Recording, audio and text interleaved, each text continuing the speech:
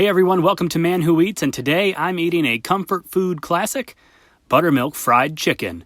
Before we even get started, we need to marinate our chicken. You can do this the night before by taking 2 cups of buttermilk, some salt, some pepper, some hot sauce, and really mix that all together and get yourself a nice marinade and get it looking a little pinkish.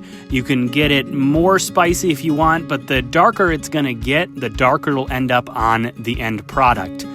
Next step, we get our chicken into a resealable bag and we pour our buttermilk mixture over the chicken, seal that up, put it into a bowl so it doesn't leak in the fridge, mix it around a little bit as well, and you are good to go. Put that in the fridge overnight, 24 hours should be about right. If you go longer than that, it can start breaking down the meat too far and it'll have kind of an off texture.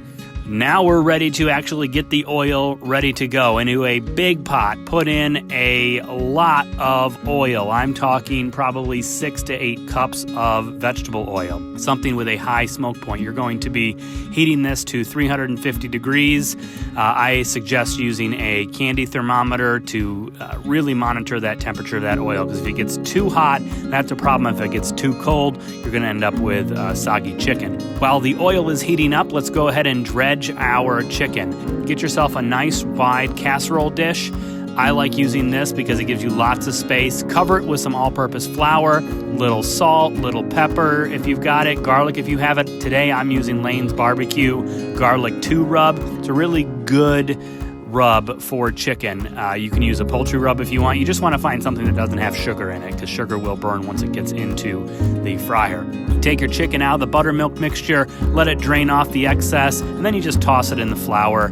You'll want to do this probably a half hour before you actually fry, because what you want is the flour to really stick to the chicken. If you dredge this first and then put it immediately into the fryer, you're likely going to lose a lot of that coating, and you'll end up with chicken pieces that don't have any crunch to it, don't have any of those nice little bits that we love in fried chicken. And today I'm doing mainly chicken thighs. I've got a few drumsticks in there as well.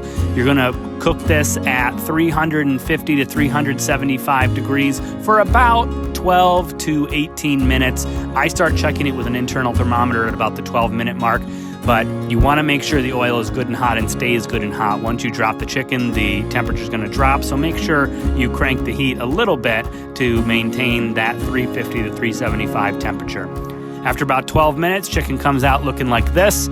I like putting it onto a cooling rack so that the excess oil can drip off while preserving the crunchiness of that crust that we've worked hard to build. And you only need to do this for a couple minutes before you move it to a plate, just enough to get the grease off, really, is all you're trying to do. So once that's done, you can go ahead and get it onto your serving plate. And at this point, the chicken is done, and we're just putting on the finishing touches. For me, that's a little drizzle of honey and maybe a squeeze of lemon juice if you got it.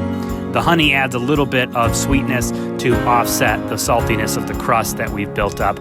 And once that's on there, you are good to go. Go ahead and serve this with your favorite comfort foods. For me, that's mac and cheese. And that's all there is to this recipe. This is the classic buttermilk fried chicken. You can find the recipe on my website, manwhoeats.com, or in the description below. Thanks for watching, and if you like what we're doing here, go ahead and hit that subscribe button. See you next time.